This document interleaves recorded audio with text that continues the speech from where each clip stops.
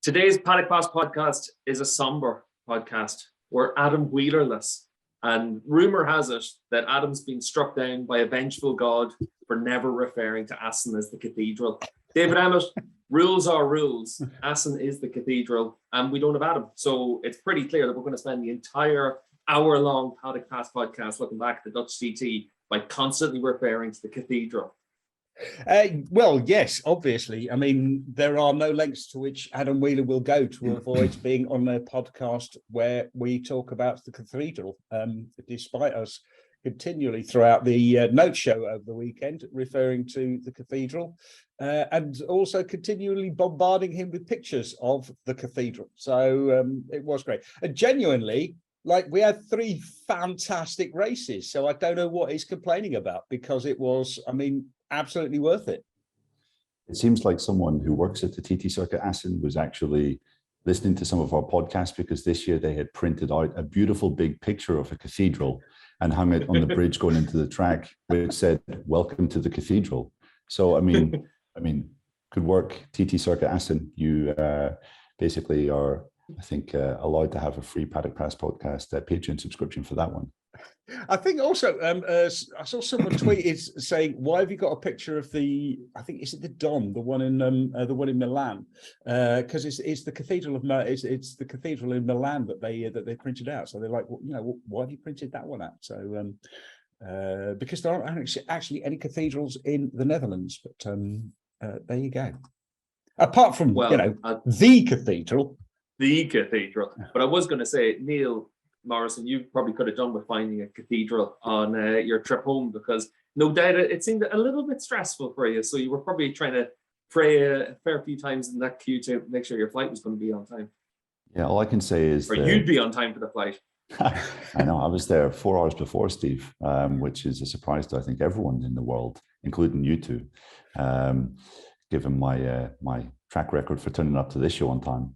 I would say...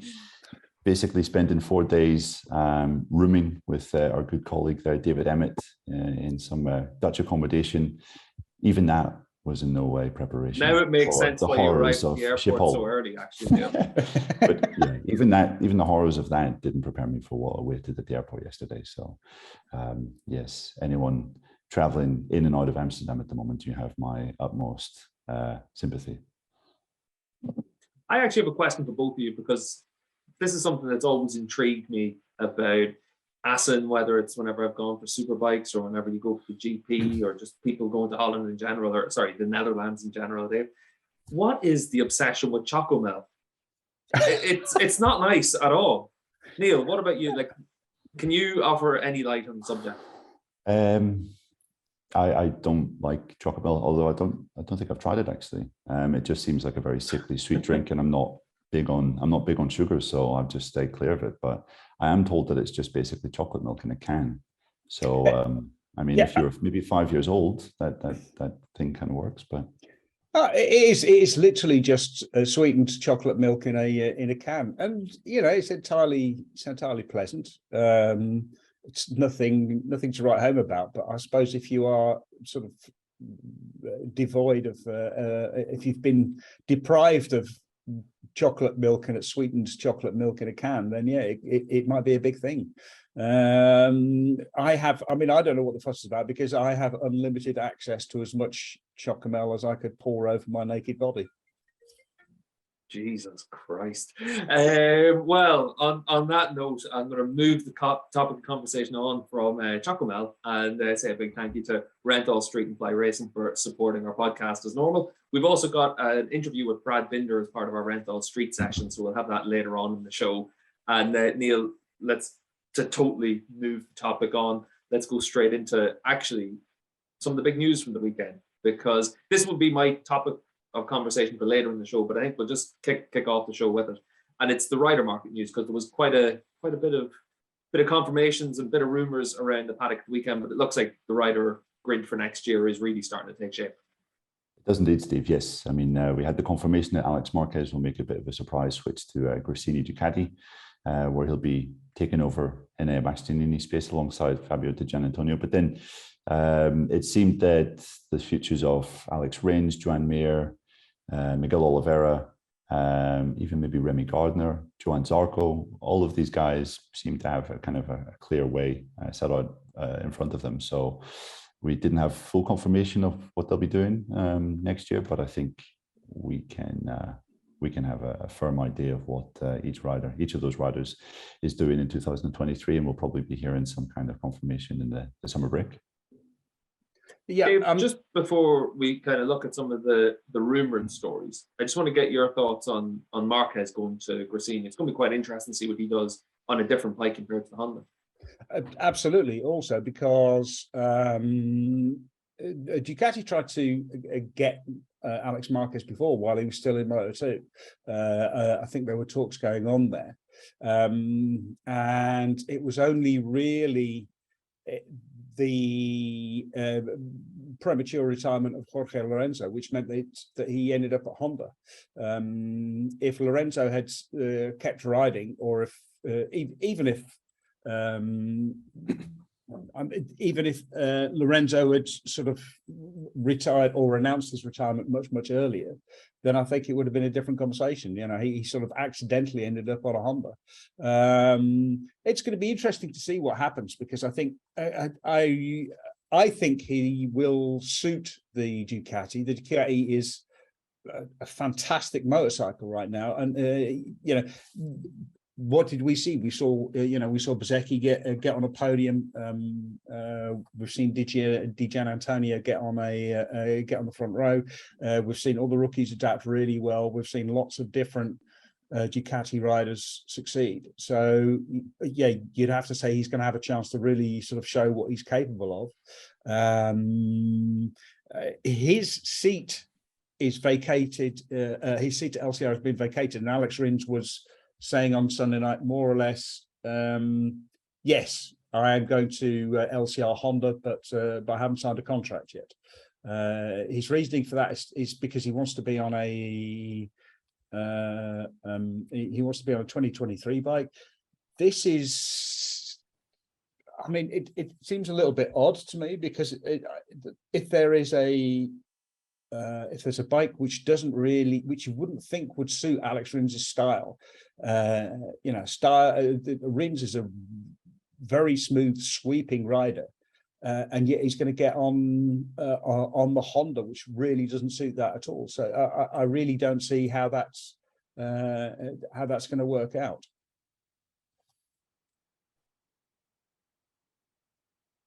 Yeah, I'm personally quite surprised that Rins is looking as though he's edging towards a Honda. I thought the kind of Aprilia in its current, how it currently is, looks like it would be absolutely suited to him. And we know that there was a space, 2 spaces in the RNF Aprilia squad going. So it does seem that the promise of, well, I don't know. Obviously, they decided to look elsewhere, but I can't see Rins merging with that Honda smoothly unless it has a complete overhaul again. So I think it's going to be, it could be a tricky 2023 for Alex. Also, I mean, ideally, you'd want to see him on the Yamaha, because you think he would really suit the Yamaha, and especially as Franco Morbidelli is having such an absolute nightmare on that bike and just not being able to do anything on it. But Yamaha seem completely committed to Morbidelli. They're going to give him another, give him another year or another year on the bike. They're going to honour his contract. Then again, he was saying like he can't get. Morbidelli was saying he can't get the best out of the bike because he can't sort of push hard and be aggressive in the to set a fast lap. So. Who knows? Maybe that bike would also not suit Alex Rins. But Alex Rins on a Honda, it just doesn't seem to make any sense at all. Yeah, I think it's going to be quite interesting as well, because obviously you mentioned about the Honda and whether it will suit Rins' style. We've obviously heard since Suzuki's announcement that Mir is the top priority for Honda to put onto the Repsol bike. It would be quite interesting to see how those two guys would react to very different set of circumstances. Neil, the big story of the weekend, obviously, with Gresini confirming Di Gia and Marquez, is then what happens to Bastianini and Jorge Martin, because they're obviously going to be on a Pramac or a factory seat, but it just depends which way it's going. And obviously, Jorge Martin, he's done themselves a lot more favors over the last few rounds than what we've seen from Bastia. Yeah, he has. Yeah. I mean, Martin obviously was great in Barcelona when he scored a second place there. But I would say really what's helped him more has been Bastianini's kind of form dropping off a cliff since his win in France. I mean, he scored a 6th and a 5th place and 2 crashes in the 4 races since then. So it's not been good for Enea. Martin has managed to get a little bit more consistency, 6th, 7th in his last 2 races after that, 2nd in Barcelona, but it's not quite the explosive Jorge Martin maybe that we saw at the end of last year that we were expecting more of this year. And obviously there are some circumstances there, but I would say neither of them are doing an entirely convincing job of showing Ducati that they should be the rider in their factory team, to be honest. So yes, I mean, they've kind of said that I think they're going to make the decision after the races in August. So I think they have 2 more races to really show what they can do in Silverstone and then Austria. But yes, I mean, we were talking a couple of weeks ago of Bastianini as a potential title contender, and that is just completely fallen away. So yeah, I would say Martin's job has been enhanced, but mainly because Bastianini's made such a meal of the last month of racing. It was interesting that he sort of basically just owned up to it, saying, that on Sunday night he was saying that he'd been nervous, and that had been really, really good or that had been really, really bad for his results. I think the wins were good, but I think maybe the bad results got to him. It made it difficult for him to concentrate. It made it difficult for him to really sort of like focus and just be calm and smooth. And that definitely sort of explains why he's so up and down. And it really doesn't make any difference. Neither of them are really looking. Neither Martin nor Bastianini are looking like they sort of deserve with air quotes the factory ride. They're both incredibly talented, incredibly fast racers, but they both seem to be flawed. Yeah, it seems fairly typical, Dave, for what we've seen from Ducati over the last while, where they've got talented riders, but maybe they're not that can't miss prospect to be able to finally take the championship for them. And that's been their Achilles heel over the last number of years, having a great bike, but not an out-and-out superstar rider.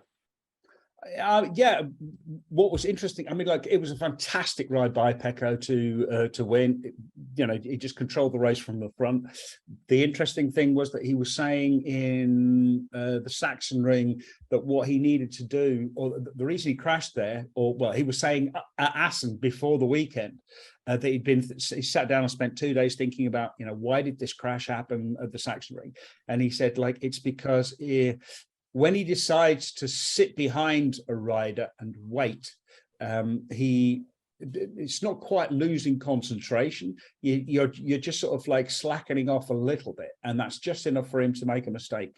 That here he went out from the front and he just pushed, and he controlled the race. And he was saying that's the way that he's won races throughout his career. He's won races where he's gone out, either been at the front and pushed right from the start, or been involved in an intense battle and had to push right throughout the race. And those races where he has to push, that's when he can really sort of maintain that 100% concentration throughout and not make mistakes. So it makes you wonder, has Bagnaia sort of finally sort of cracked it? We will see later on in the race, in the season, when we get to a few more races where where tyre management is more of a thing. It absolutely wasn't a thing at Assen. You could just go sort of flat out from start to finish, and that's what he did. So we'll see whether this is the step that Bagnaia really needed. Neil, just before we wrap up on the rider market, obviously RNF and the Aprilia satellite team is going to be quite an interesting one for next year. What's the latest on it? It looks like it's going to be Miguel Oliveira there. He was obviously talking to Gresini Ducati quite seriously, I think, but it does seem that one of his personal sponsors, I think, is Hyundai in Portugal, and that is a pretty major sponsor. And Ducati being run and owned by Audi, owned by Audi would be that would kind of clash somewhat considerably. So they couldn't really agree there. So yes, it looks as though Miguel's going to RNF Aprilia. It's going to be a great bike, and it's going to be interesting to see just what kind of team that is. Obviously, Razlan Razali will be heading that up, but you imagine that Aprilia will try and put their own fingerprints on the squad and the technicians, the crew chiefs, and things like that. So I think it's a good move for Miguel. I think he's an extraordinarily capable rider. He's won 4 races on the KTM before, which is more than any other rider that's managed that with that machine. And there are grounds to believe that the Aprilia has been consistently the best bike this year. So I think, Miguel can really take a step up in his performances in 2023 with that. The second seat, I'm not so sure. I mean, it does seem that Raul Fernandez's name is continually linked with that spot. There was an interesting interview with Pit Beirer on Speed Week on Monday by Gunther Riesinger, in which Pitt was saying that basically there's a bit of a standoff between KTM and Raul. I think KTM have the option to exercise an extension for Raul next year, and Raul might have to buy out his contract to be able to leave. I mean, it would make absolutely no sense KTM holding him to his contract when his performances have generally been quite listless this year. But it does seem that there's going to be something financial that needs to be resolved before he can move to RNF. So it'll be interesting to see how that one unfolds. But yeah, again, Raul, we know his capabilities, we know his potential on a really, really, really, really competitive bike. I'm intrigued to see how it goes. So yeah, that's how it's looking at RNF. That's perfect, Neil. And obviously we'll get back now to our usual post-round structure. So Dave, we're going to kick off straight with you for your moment of the race weekend. Well, I mean, if it was up to me, it would be the being stopped at the gates twice trying to enter a motorcycle race on a motorcycle, which seems almost impossible. But I shan't bang on about. I banged on enough about it enough on Twitter. Instead, I think for me, I mean, the moment was Fabio Quartararo's crash. Trying to overtake Aleix Espargaro on the 5th lap, coming out or entering the hairpin, the Strubben hairpin. He was really, I mean, it was just ambitious. It was just, too ambitious. He came from a little bit too far behind, and he tried a little bit too hard and lost the front and sort of forced Aleix out. I think Aleix was very, very lucky in that he managed to stay upright. He was just like run off into the gravel. And it set up one of the most amazing performances of the entire sort of weekend. Well, not just the entire weekend, perhaps the year, and perhaps, for a long time, because Aleix's ride through the field was just astounding. But it was a very uncharacteristic mistake from Quartararo. Afterwards, he held his hand up and said, look, it was a mistake. It was just stupid. He didn't blame the tires. He didn't blame the Moto2 rubber. He just said, I tried too hard and I messed up. And it does make you think that maybe he was getting a little bit nervous about Bagnaia.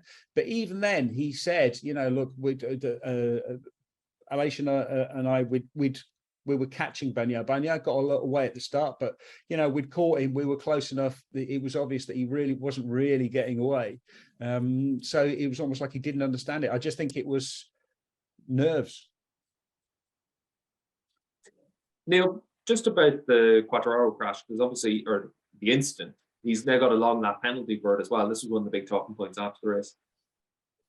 Exactly, Steve. Yes, and it's proved to be quite a controversial decision to give Quartararo that penalty. I don't know if either of you saw his Instagram post yesterday. I think it was on one of his stories where he was lambasting the FIM stewards and basically sarcastically applauding them for doing a wonderful job. I mean, I just really struggle to see where they're coming from with this. I think normally, in normal circumstances, without what has happened this year, you look at it and you think he's tried to make an honest move. He's one of the cleaner riders in the class. I can't remember Quartararo making a sort of a really aggressive or almost questionable move in a race before in MotoGP. I might be wrong, but I'm really struggling to think of similar incidents. So, you would say he's one of the cleaner riders in the class. And this is one of the, this is the first big mistake he's made in the race this year. And it was an honest mistake. It wasn't like he was doing anything dirty. He tried to make an overtake. He misjudged it and he crashed out. So I think that is very harsh in those circumstances. Then when you factor in the fact that Takaki Nakagami was penalized was not penalized for the first corner incident in Barcelona. And you think, what's going on? Nakagami wasn't penalized in a crash where he took down Peco Bagnaia and Alex Rins. Alex Rins fractured his left wrist. Fabio ran Aleix Espargaro off track, but then Espargaro managed to recover. So it wasn't as if Espargaro's race was completely ruined by that incident. I find it very difficult to level with that process. Yeah, Aleix himself said Fabio's one of the cleanest riders on the grid. He had absolutely no concerns about that sort of a level of aggression. It was just a pass which didn't come off. And as Neil said, it makes absolutely no sense in that Taka Nakagami doesn't get a penalty, but Fabio Quartararo does. They were handing out a lot of penalties. I mean, there was in Moto2, there was, I think, David Munoz and Moto3. Moto3. Yeah, David Munoz and Adri Fernandez getting penalties for causing other riders to crash. Those seem like much more sort of valid penalties. Also, like the long lap penalty makes no sense. But there's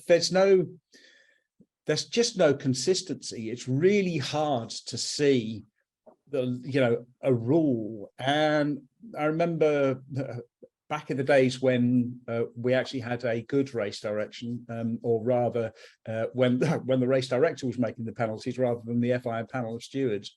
One of the things which Mike Webb always said to us was, we need to let them race, but we can't afford to let them be dangerous. And what Fabio tried was not dangerous. For a start, it's the slowest corner on the grid, on the track, and secondly, it was a little bit ambitious. It wasn't coming from miles back. It wasn't it wasn't Capirossi in on Harada at Argentina. It was just trying a little bit too hard. It wasn't even Taka Nakagami at turn 1 in Barcelona. It was I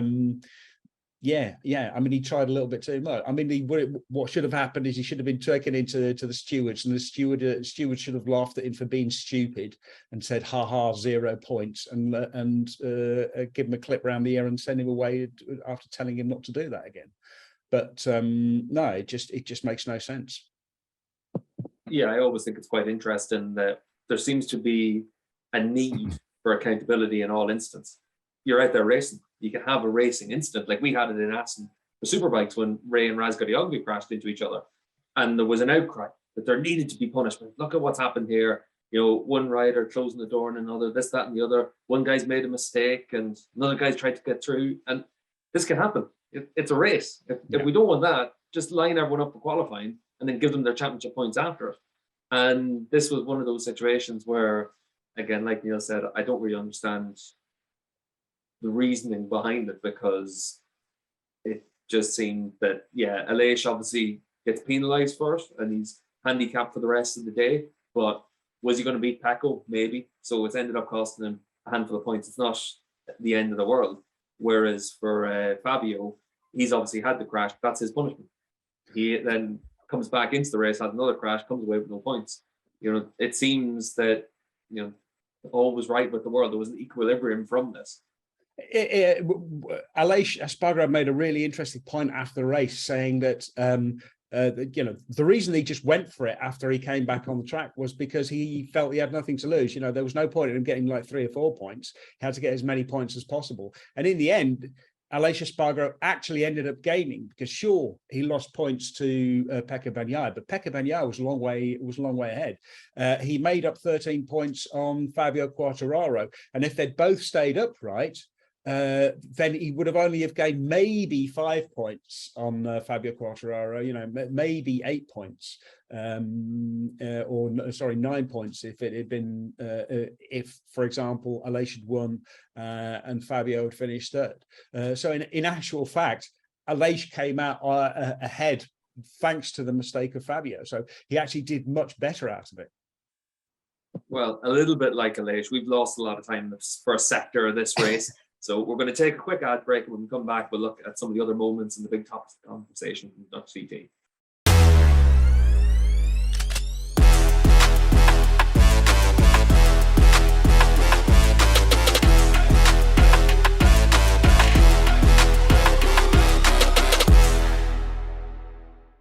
Welcome back to the Paddock Pass podcast, presented by Renthal Street and Fly Racing. And Neil, obviously, we've heard David's moment of the weekend. What was your moment of the weekend?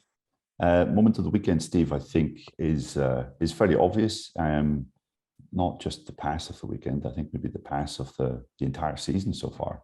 And that was Aleix Espargaro's magnificent 2-in-1 at the Gert Timmer chicane on the final lap, where he overtook both Brad Binder and Jack Miller, two of the more later breakers, aggressive breakers in the class. And it was just, I thought it was just magnificent. Completely surprising as well, because Espargaro, I think, was 7th at that point on the racetrack the previous lap. He overtook Jorge Martin there on the penultimate lap, and then basically managed to come back and grab both Binder and Miller there. And it was wonderful. I loved Brad Binder's reaction to it when we sort of asked him whether it was a clean move, and he just said, "You know what? Fucking hats off to the guy." And I thought that was just a wonderful response, because even Binder, despite losing the place and obviously being maybe a little frustrated at how it happened, had to doff his hat to him. And if Brad Binder doffs his hat to you for making an overtaking move, then you know it's one hell of an overtaking move. Well, Dave, as the man that wears the hat in MotoGP, did you take your hat off for the move? I did have to say my hat off to him, because it was absolutely outstanding. I mean, like, I can't remember if it was Brad or Jack Miller who was sort of like saying, Brad, like, Jack was braking late. Brad was braking even later to overtake him, and Aleix just sailed by like they were, like they were a couple of amateurs. I mean, it was just he was braking so late. Aleix was also saying, like, this is one of the, he had so much more there. He was able to carry a lot more speed through the Ramshoek. He was able to brake that much later for the GT, which, by the way, no one in Holland calls it the Geert Timmerbocht. They call it either the Timmerbocht or the GT. So you can just drop the whole Geert thing and just call it the GT and do everyone a favor. But yeah, I mean, it was absolutely fantastic. It was fantastic to move. I mean, you had to go back and watch it several times to try and figure out how on earth it happened. It was there was that much of an advantage through there. I spent all my weekend trying my hardest to pronounce the corner names at Assen correctly, and you throw it back in my face as if I'm some kind of imbecile. Yeah, no, but I mean, I genuinely appreciated the efforts that you made to do for the Mevenmeer and Mondeveen and the Veenslang. But it's the GT. No one calls it Geert Timmer. It's just the GT. So can we get over it? Because I saw lots of people on Twitter criticizing TV commentators for calling it the GT. And not using its full name. Well, nobody uses its full name, mate. It's like, it's the GT. Well, in fairness, it's listed as just chicane, and then the GT bit is the corner leading into it. So, but just about that, Dave, as well, because what I found interesting with it was that for Aleix, this was obviously one of the rounds where he used his new aero package, and it seemed that it just gave him an awful lot more confidence as well compared to some of the other riders around him. It looks like another area where Aprilia has made a bit of a march on everyone else. Yeah, I mean, Aprilia have made a huge... they've done a few things really well. First of all, they engaged Massimo Rivola to run the management side, which has been a huge step. He's fantastic. He's also fantastic, but he's fantastic with riders at managing the mood in the team.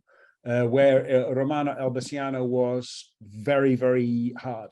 The other thing they've done is brought in a bunch of aerodynamicists from F1 to help develop it, and a bunch of other engineers.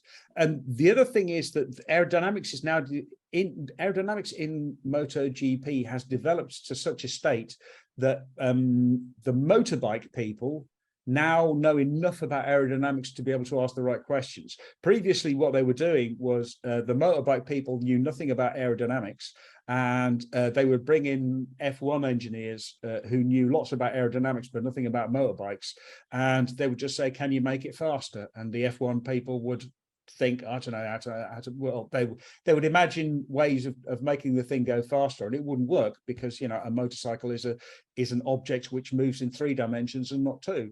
The way that cars are, you know, they stay flat on the ground and you manage the airflow to make them go faster, whereas a motorbike is all over the place, and that's how you make it go faster. But now the motorbike engineers, they've been working with aerodynamics now for 5, 6, 7 years. They've got a good understanding of how the aerodynamics affects the motorcycle. So when they bring in F1 people, they can ask very specific questions. We need to create this amount of downforce in this spot, but if we do this, then it might upset this there, and so, you know, don't go overboard on that. So there's a much better understanding of the whole picture, and it's making a huge difference. And when you talk to riders about, you know, what does the aero do, they'll say, yeah, it helps with wheelie, which was the original intention.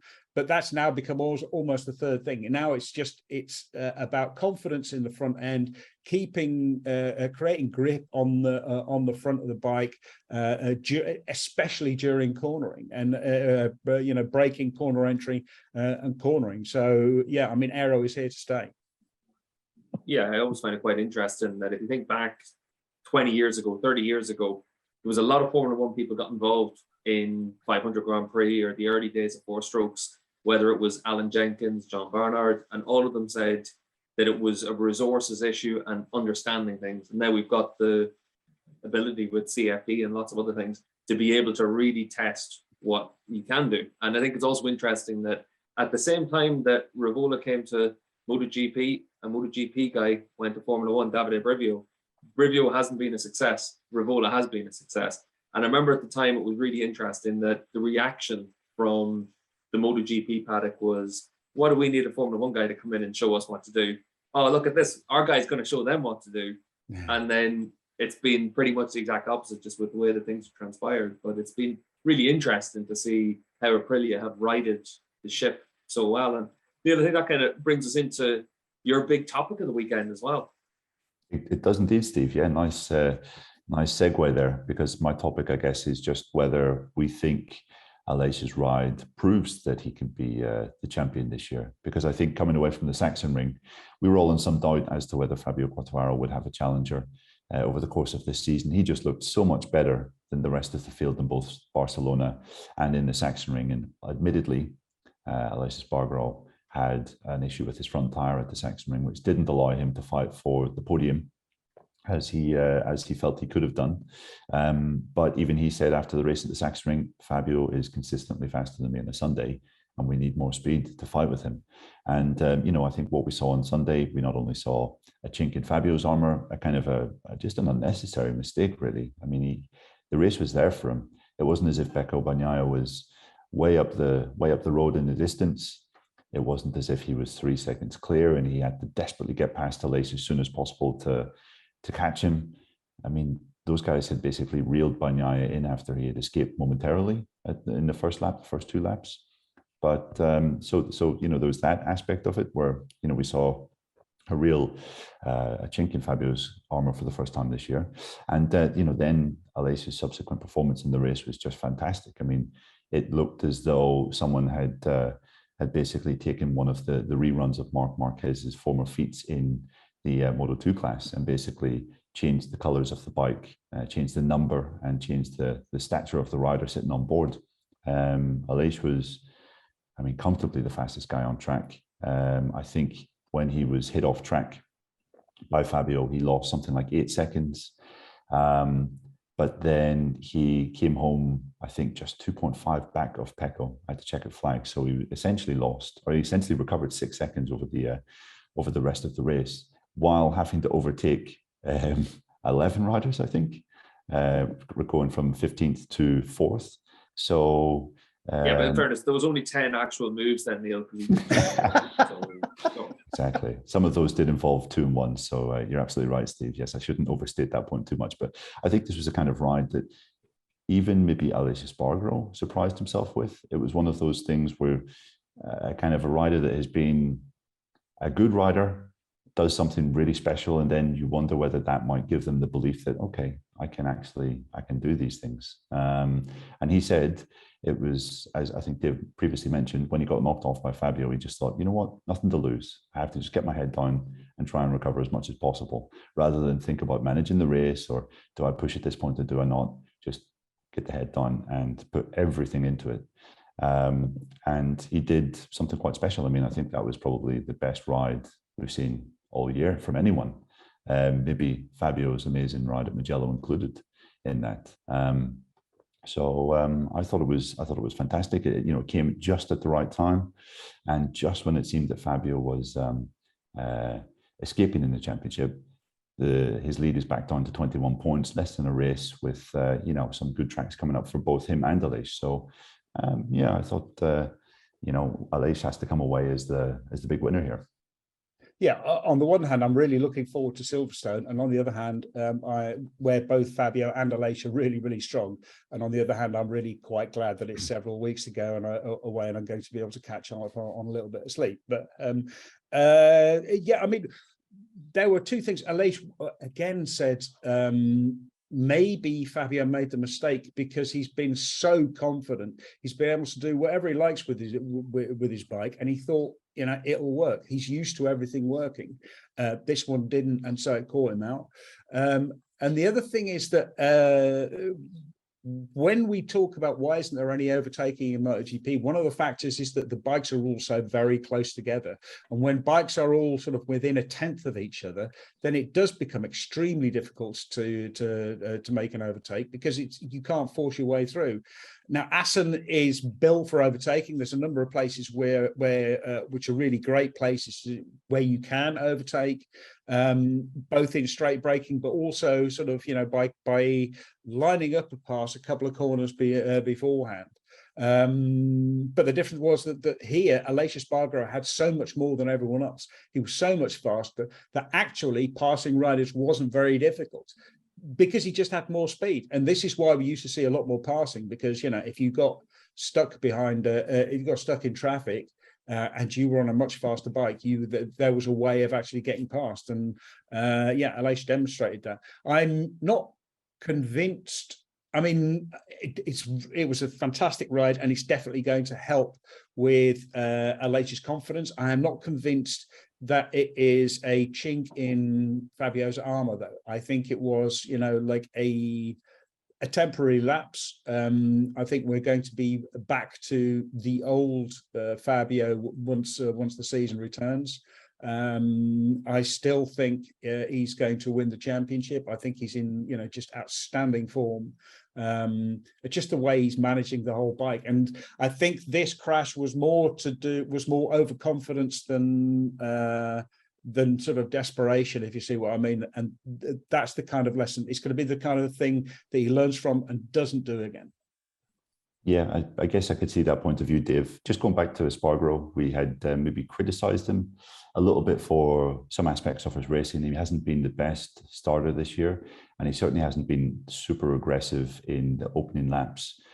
You think back to Barcelona, and he was almost trying to manage. He was being too cautious with tyre management early on, and that allowed Quartararo to just clear off and Jorge Martin to get by him, and basically the race was over by lap 3.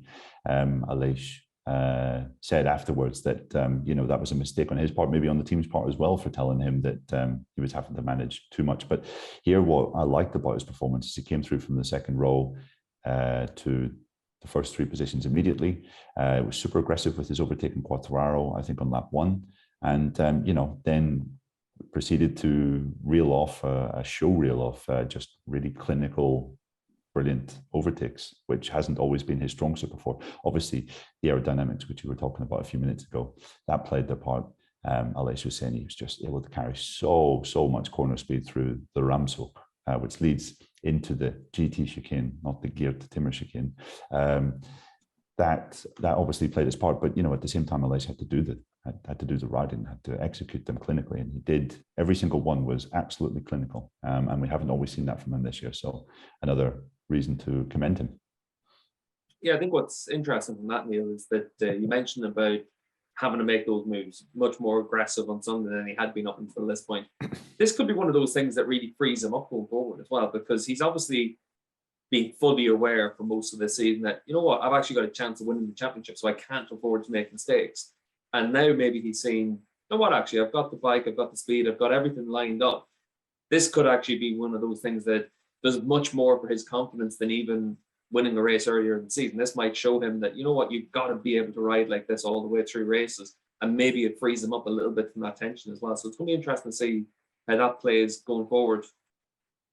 I mean, it can also work the other way in the sense that he realizes that it's possible, and that actually places more pressure on it. Whereas before, if you're still from sort of looking at yourself as an underdog, you're thinking, well, I've got nothing to lose. I can keep doing this. I can just like push and see where it, failure isn't really failure if you consider yourself an underdog.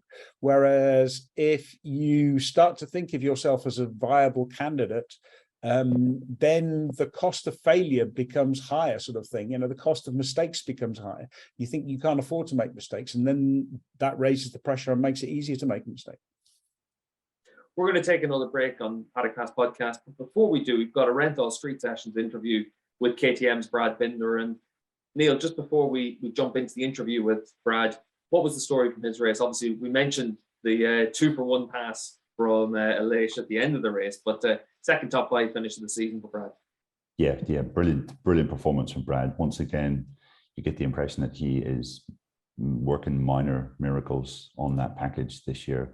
And I would have to say, apart from Fabio and Aleix, who I think have been the standout performers this year, obviously Bagnaia in terms of speed has been there, but it's just been inconsistent and made too many mistakes.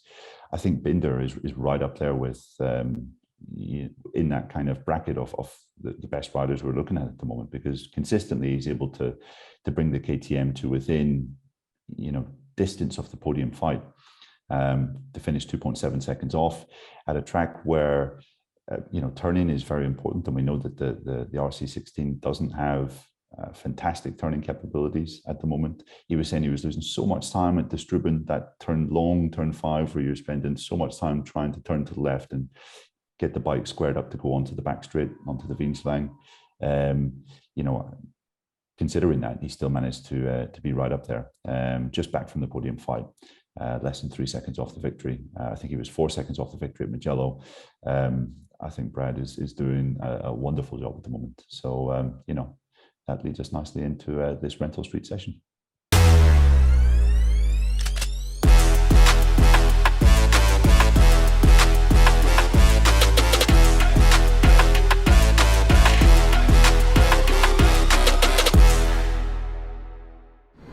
Thanks for joining us for the latest Rental Street session. We're here in the paddock in Sachsenring. So the buzz of bikes already on a Thursday, so it's getting pretty busy. First of all, describe your style to us, and how it's changed over 2 years in MotoGP. Well, firstly, thanks for having me on the show. Your style is something when I think as a motorbike racer, you have to keep adapting and keep changing. I think one of the worst things you can do is get stuck in your ways, and you got to always be willing to adapt and change, because as things change, as circuits change, the track conditions, the grip levels, all of that, you need to do certain things quite differently, whether it be hang off the bike a little bit more, or maybe in the braking zone, as you fatigue over a race, use your legs more. All that kind of stuff just comes into play. And my style generally is a little bit more old school. I think I don't hang off a ton. I scrape my elbows a lot because I get off quite a lot with my upper body. But my butt doesn't hang off as much as some of the others. I noticed that watching you in Jerez coming through turn 2, I mean, you seem to be sat quite far back on the bike. I mean, it's almost like your arms are really stretched out doing a lot of work. Is that really how you see things as well? Yeah, well, it depends on the corner. Obviously, some corners I sit further back than others. For example, turn 2 in Jerez, we're having huge problems with overloading the front. So we had a lot of chatter there, and it was so easy for us to keep tucking the front. Every time we would just put full lead angle. So further back I sat there, the less issues I had. So that would explain that. But in general, I do sit further back than most riders do. And for me, it's always given me an advantage in the braking and entry phase of the corner. But sometimes mid-corner, it can be worse than, say, a guy sits a bit further forward. If you compare how you ride the RC16 now compared to when you first tried it in the tests, do you see much evolution there? Just in terms of general feeling, in fact. Definitely. I think as you step up onto a MotoGP bike, at the beginning in Moto2, you don't need to ride the bike in a way to save energy at all, or just you can ride the thing as hard as you want and do what you want, and you don't really fatigue much. Whereas the GP bike's a lot heavier to change direction. Everything's like a lot more stable and a lot more, you have to put in a lot more effort to get the bike to do what you want. And at the beginning, you tend to try and throw the thing around in a way that you can't really. So you end up using your legs a lot more. You end up, just using your body weight to try and counterbalance the bike all the time. Whereas on smaller bikes with less power, you don't have to. And over the years, one thing that I've noticed you tend to do much better is learn the pickup of the bike and how you can really find that little bit extra grip with your body, or really push the edge of the angles just to try and turn that bit extra in some points. Do you think that people can they imagine how sensitive ergonomics are on a MotoGP bike? Because if you, maybe a high profile case is someone like Jorge Lorenzo, or when he famously worked out the tank shape on the Ducati, the results went from being okay to being fantastic, and he was winning Grand Prix. I mean, can you describe some of that? Do you think people really get it? The thing is, one of the most important things on the bike is how comfortable you are. If you feel like you're slipping off the side of a bike in the middle of a corner, you're going to be you're going to be holding yourself up on your triceps, or you put different force into the bikes, and if you're pushing on the handlebars, it does different things completely to the bike, whether you're just sitting in the seat and just pretty much putting all your weight into the saddle and not putting too much force into the bars. So for me, at the beginning, of course, we played quite a bit with your lever positions, the height of your foot rests, your bars. But honestly, over the last 2 years, or the last year and a half especially, we haven't really changed too much. You kind of get your setting of exactly what you are, and the only thing we do is we maybe move the entire rider around on the bike a little bit, whereas bars come back, seat goes back, foot pegs go back, So it's like a unit. Yeah, exactly. You almost treat it as like a fixed thing, and you can move that around a bit, but the basis of everything stays the same. When it comes to something like handlebar position and setup, are you particularly fussy with that? Or, you have this reputation of being able to sort of ride around stuff. So are you quite particular when it comes to finding that setting? I find as a rider, you tend to get used to whatever you have. Honestly, of course you have a good idea of what you want and what's comfortable for you. But also I think it's down to each rider. But for me, I have to run my handlebars more open than what I necessarily would like to, purely because my left wrist doesn't bend as well as it should.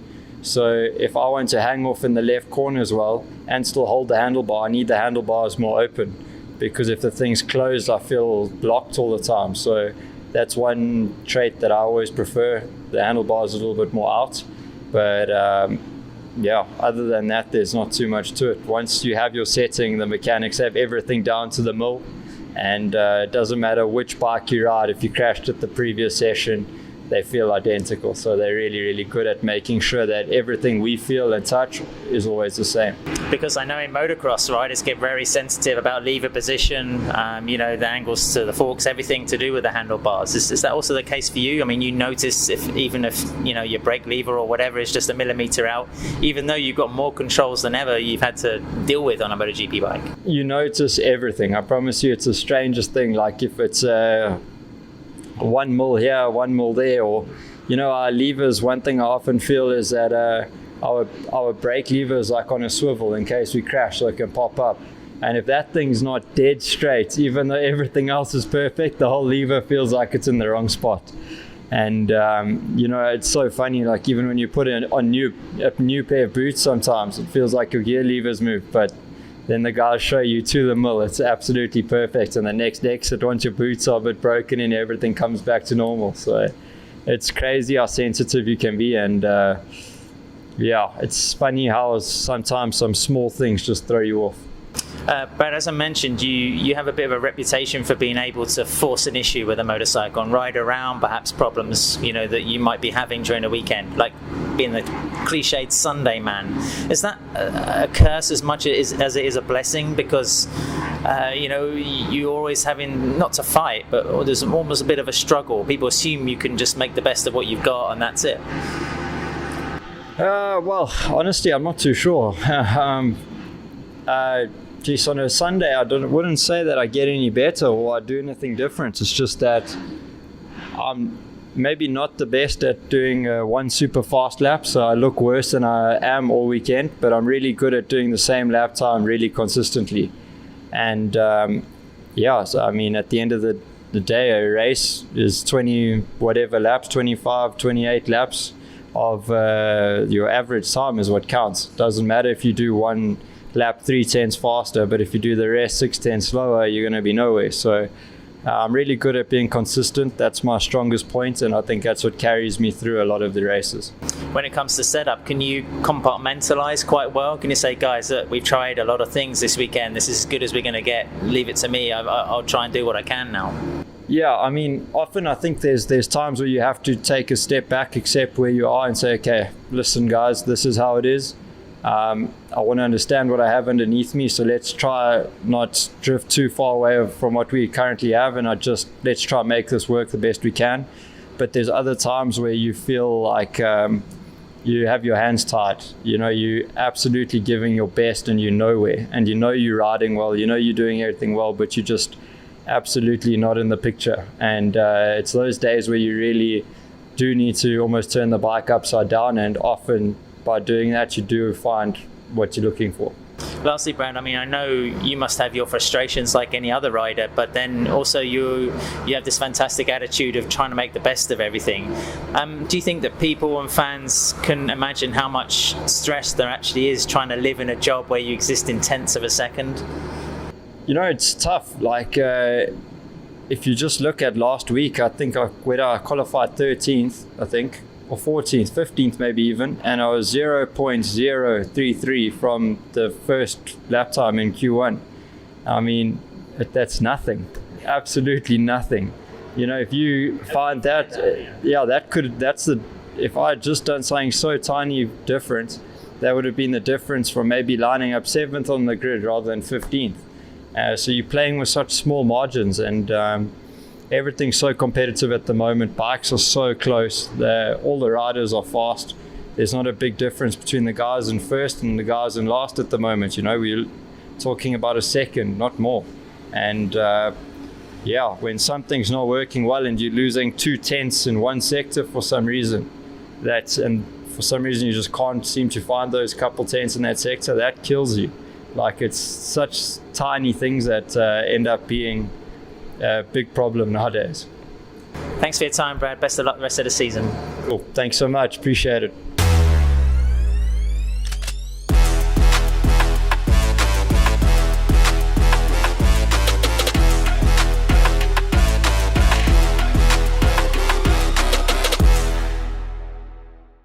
Welcome back to the Paddock Pass podcast presented by Renthal Street and Fly Racing. Neil, you've only got a couple of minutes before you have to run out, so we're going to quickly come to you for your winners and losers from the Dutch TT. Yes, Steve. Well, first of all, the winner has to be the rider that won his first Grand Prix in the Moto3 class on Sunday. Yuma Sasaki, I think, produced a fantastic performance. I think it was just 30 days after he had suffered that really sickening collision with Jaume Masia at Mugello, which, I mean, let's face it, when we saw it live, we feared for Yuma's life. I mean, it was that serious. He was basically run over the top part of his chest. He broke his left collarbone. And by all accounts at Mugello, it sounded as though Yuma was going to be out until Silverstone. He suffered a really big bang to the head, heavy concussion. And to everyone's surprise, came back in Germany, scored a really impressive fourth place there in searingly high temperatures. And then from pole position, managed the kind of victory fight really well. And won his first race. So I thought it was a really strong performance from Yuma. And goes in line with some of his performances that we've seen this year. He's taken a huge step forward. And if I'm to talk about the loser, I'm going to have to go with Alex Rins, not just for the fact that it was a poor weekend for both him and Joan Mir. At a track where Suzuki really should be performing a lot better than it did. I know Rins is still recovering from his left wrist injury, but to come home 10th, I thought was a bit lackluster. And the fact that he happens to be edging towards a deal with LCR Honda, I just, like Dave said at the start of the show, I can't see how that's going to be a success with his riding style, with his languid, smooth way of getting around the bike. I just cannot see how that's going to work aboard a Honda. So, Honda is certainly signing two very, very high-class riders in Mir and Rins, but Mir I can see because he is a sort of an aggressive style, but Rins, I don't see that. So you might need to do some winning before the end of the year, because I can't really see him doing some winning when he gets on board the Honda, to be honest. All right. Well, look, thanks for joining us, Neil, and we'll let you start your 5 weeks holiday as early as you can. That's clearly where you're running off to. Off to the beach, lads. See you later. Cheers, Neil. Dave, we didn't get to talk about your big topic from the weekend, so run away with it. What was it? Well, in a way, it's Marco Bezzecchi's podium. Fantastic performance all weekend by Bezzecchi, and a fantastic ride, because he could never quite catch Bagnaia, but he never lost sight of him either. He was always within striking distance. And once we started getting, a few little spits of rain, Bezzecchi knew that he had less to lose, so he closed down a little bit, but Bagnaia managed to, could manage that gap. The thing is, it was an outstanding ride by Bezzecchi, and Bezzecchi has proven to be a really class rider. In Moto2, he was a really good rider, but you never really thought he never really stood out. He always seemed to have a few weaknesses, and here, this weekend, he really, since moving to MotoGP, really, he's really excelled himself. He's really shown the best side of himself, and it shows that you can't always judge riders from how they come out of Moto2. There is still sufficient of a step between Moto2 and MotoGP for riders to find that little bit that they were missing in themselves, or missing in their riding, or missing from the bike, to be able to be competitive. But the fact that Bezzecchi actually got on the podium is a sign of just how good the Ducati is. Yeah, because I think it's one of those situations where, again, you get to see this is something that a few riders have said to me whenever, this is superbike riders mostly, whenever they've jumped onto a MotoGP bike to do a test or turn up for a few races and different things. But they've all said that a MotoGP bike isn't that difficult to ride. It's quite an easy bike to ride. A lot of the electronics make it where it's pretty easy to be on the pace, and then to find that extra half second is then really difficult. But Bezzecchi and the rookies that we've seen over the last few years, whether you're looking at Bastianini, Jorge Martin, whoever you want to look at, even as far back as Zarco, whenever he jumped on the Tech 2 Yamaha, they can jump onto these bikes and do a really good job, because it's about finding that confidence that you need. Bezzecchi's an interesting one, though, because, like you mentioned, Dave, in Moto2, he wasn't really a standout performer, but he was always top 5. He just always looked like he was missing that little step. And I think it's quite interesting when you look at Moto2 this year. Augusto Fernandez, he's leading the championship. He's won 2 in a row. Really strong performance last time out in Assen and Sachsenring. And he looks like a very different rider now than he did when he was on the Mark VDS bike. And it's the change to the IO team. It seems to have really found something in him. And Moto2's like that. It's the tiniest things seem to make a massive difference. And Bezzecchi obviously had a good team. He was at the VR46 team. He was able to win races, podiums, lots of top fives, challenge for top three in the championship. But he always looked like he was that little step behind on a Moto2 bike. Whereas now he's jumped onto a MotoGP bike. He looks like he's got all that experience that you need. And it's always interesting. The guys that are really fast on a Moto3 bike seem to make that transition quite well. And for Bezzecchi, I think it's going to be interesting to see what happens for the rest of the season, because we know that the Ducati's great. You mentioned it already there, Dave. When you look at all those riders that have great results on it, it's now up to him to really kick on from this in the second half of the season. I mean, Augusto Fernandez is a really good example. And there's, Mark VDS, IO, VR46, they are all three fantastic teams in Moto2. There's no real difference in skill levels between the mechanics and the engineers. It's really just about sort of how you fit in the team, how how you gel with the team management, how you gel with your crew chief, and it's those small little things which are really making the difference in Moto2. Those are also the things that make a difference in MotoGP as well. I mean, the relationship with the crew chief is so important at every level. But as you go up, it becomes more and more important, because the bike setting becomes more and more important. You know, in Moto2 it becomes really crucial getting the bike set up right. MotoGP becomes incredibly important because riders have to understand, you know, how much you can actually do with the bike, how much you can change the feeling of the bike with the electronics, with the setup, with the ride height devices, you know, how you set that up, all the rest of it. And those sort of things are making the real difference. And just to come back to the Ducati, one sign of why the Ducati is such a good bike. I was wandering around looking at the various bikes on the grid today, the setups that they actually raced, and what was really interesting was the difference in setup between all of the Ducatis. There were riders who had the swing arm pivot at the top. They had riders who had it at the bottom. There were riders who had the headstock forward. There were riders who had the headstock back. These are radically different setups, and yet they all worked. You know, like it doesn't matter what the setup of the bike is. You can find a window within which you can actually operate.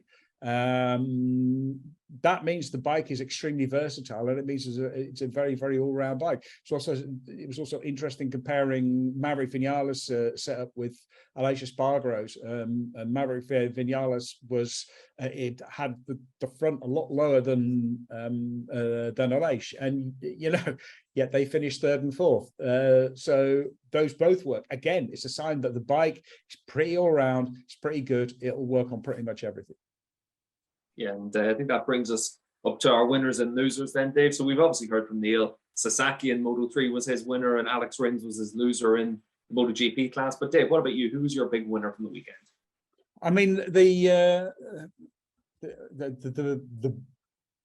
on, I've forgotten who my big winner is. Oh yeah, there we go. Yeah, sorry. We just put a window here, Dave. Yeah. Yes. Right. I mean, the winner this weekend has to be Aleix Espargaro for all the reasons we've talked about previously. Just, it was an astonishing ride. It's going to be great for his confidence. It does put more pressure on him because he realizes that, you know, the championship is not just, you know, he's no longer an underdog for the championship. He's one of the two main contenders. He is right now the only man who can beat Fabio Quartararo. But it was such an incredible ride. He made so much impression. Not just that pass where he's taking two riders at the same time into the GT chicane, and two quite tasty riders of their own on their own accounts. You know, I mean, like Brad Binder and Jack Miller are no mugs. But the fact that he, first of all, the mental resilience to come back, the mental resilience to like just get your head down, push, see where you end up. Secondly, just the brilliance of his riding, the brilliance of the Aprilia and the brilliance of his riding to be able to just cut through the field. He was fairly convinced that he would have won that race if if he hadn't have been knocked off. I think it's hard to argue. I think he's absolutely spot on.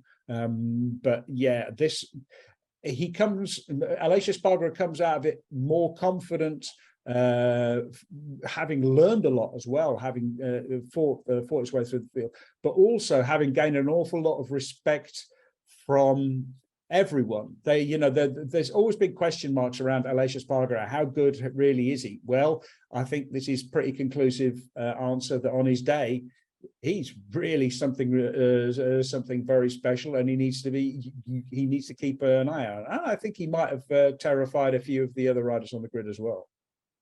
Yeah, he might have made a few new fans from the weekend for that last lap move. But this is where it gets a little bit difficult, Dave. My big winner from the weekend. We've barely mentioned Peco Bagnaia for being nearly perfect. And guess what? I'm not going to mention him now either, because my big winner was Maverick Vinales. A year to the day, pretty much, since his last podium in MotoGP, and he was able to get the podium finish this weekend. Obviously, he took advantage of what happened with Fabio and Aleix in front of him, but this was a really good ride for Maverick, and he was fast all the way through the weekend, which was good. He said coming into the weekend that maybe now he's learned how to fight. He's learned to be a bit more aggressive. He showed a bit of that at the weekend, and that's only a good thing. We need to see Maverick fast. We need to see him where he's comfortable and happy and able to be one of the best riders in the world, because talent's never been a question for Maverick. It's always been everything else. And now we move on to Silverstone and get his first podium there, or his first pole position there. He's had a lot of good races there in the past. So this is where he can really kick on between these kind of rounds where you go somewhere like Silverstone, Aragon, Misano, those kind of rounds where hopefully for him, he's really able to show that Assen isn't a one-off. Yeah, no, I mean, he's been saying for a long time that really he felt that the potential was there, and he just needed it sort of to get everything right to be able to show it, and he absolutely showed it. Showed it here. Now, maybe if Fabio and Aleix stay on the bike, Maverick ends up fifth, but even then, it would have been fifth, very close to the race winner. And it was it still would have been a fantastic performance. What was most interesting was in the press conference afterwards, he was saying, because throughout he's been saying, there's still a few bits on the bike, there's still a few places I need to improve, middle of the corner, that sort of thing. Now he was saying, right, we just need to crack qualifying. That's the only thing we need to do. Just need to find out how to crack qualifying. Once we've done that, then I'll be able to fight. With the rest we can sort out. That to me is a huge step. And I interviewed him at Barcelona, and there's such a difference in him. There's such a difference in his attitude and his mentality.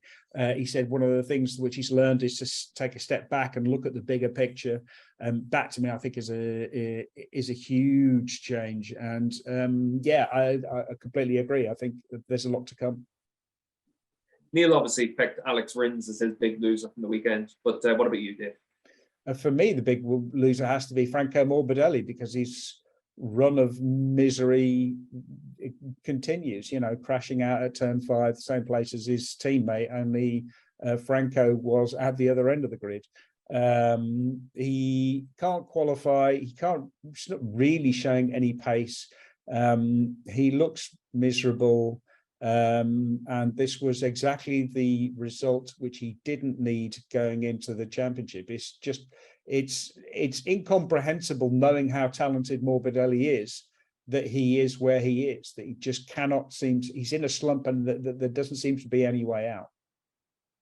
Yeah, and I think it's going to be really interesting, obviously, what happens for Franco going forward. Yamaha, after what happened last year with Vinales, there's no way that they're going to be dumping Franco, but there's also no way that Franco warrants holding on to that seat right now as well. So it's going to be interesting to see what happens there. And on the World Superbike show, myself, Charlie, and Gordo are going to be talking about Top Rack's test in Aragon as well recently. So keep your eyes on your feed for that one in the future. And for me, my big loser from the weekend, I'm going to go with just Yamaha, Honda, and Suzuki, Dave, because this was a disaster. We had Aprilia, KTM, Ducati all ahead of them in the finishing order, top 7 spots, and this just looked terrible for Yamaha.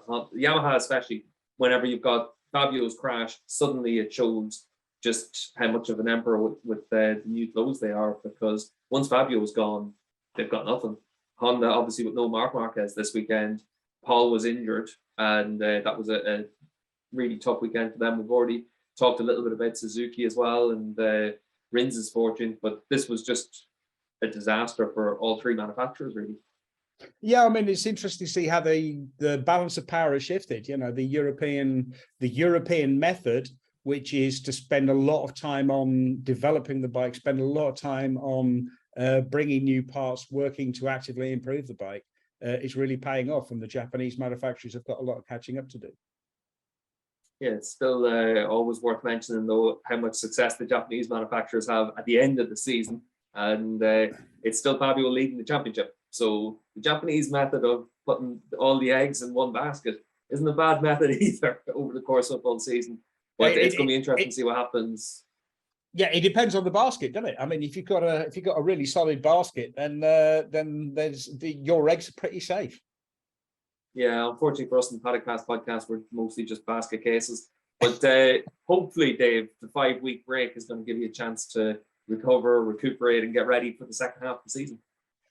Yes, I am very, very, very much looking forward to that. I think everyone was looking forward to that. Even Aleix Espargaro at the end of the week was saying, "I am so tired."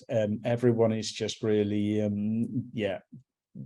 We're very much looking forward to having a bit of a break and coming back. We've got 7 more races, and the Assen really leaves you wanting more. And Silverstone coming up next. Silverstone again is a great track for great racing. There's a lot of things wrong with Silverstone. Sort of, it's difficult to. Photographers hate it. It's difficult for fans in the terms of access, all the rest of it. But it's going to be great racing. One thing before we go, 104,000 people on Sunday. Assen is a fantastic event. They put a lot of effort into all of the events going on around it. I think this once again proves our theory that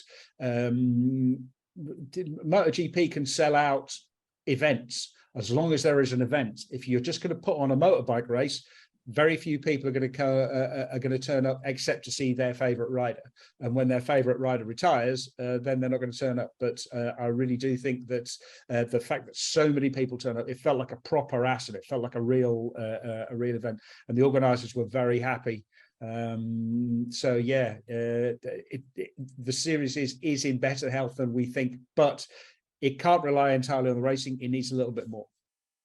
Yeah, and I think it's worth noting as well, Dave, like you said there, when you look at what's happened over the course of the last few rounds, we've had Mugello and Catalunya sandwiched by the biggest crowd we ever had at Le Mans, massive crowd at Sachsenring, and a really big crowd at Dutch GP as well. So it's easy to always look at those low points and try and focus on them, but really what we've seen over the course of this season is big crowds coming back. A lot of people want to see races. Like you mentioned, there is an event at Assen that makes it a bit special. It's one of those events that I remember talking to Peter Baum about it, and Peter, former crew chief to lots of different world champions, commentator for Dutch Eurosport alongside yourself, Dave, working as an engineer as well. And Peter always said that for a lot of Dutch fans, it's just the Dutch TT. They just go to that. They may not even be bike fans, but they know that it's a big thing, it's a big event, it's a good atmosphere, and that's why they go to it, and that's what sells. And Silverstone, we've seen it in the past where there's the concerts, there's lots of different things going on,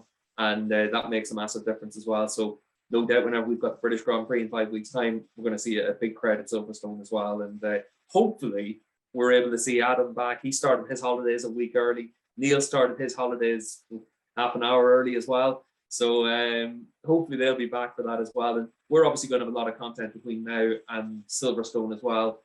And we're trying to get a few interviews lined up with a few people and an extra couple of shows along the way as well. So keep your eyes onto your feed for that. And as ever, Dave, big thanks for joining us on the show. We'll give Neil a partial thanks for taking a little bit of time out of his busy schedule to make it on today. And then we're going to give a big thanks, as usual, to Fly Racing in Brenthall Street for supporting the podcast. Also on patreon.com/Paddock Pass Podcast, we've got some new offers out there for Patreon supporters as well. So if you want to sign on for the Paddock Insiders tier, $10 a month gets you all of our Paddock Notes shows through the course of the season. It also gets you a Paddock Pass podcast coffee mug, so you can fill that up with as much milky coffee as you want to annoy Dave.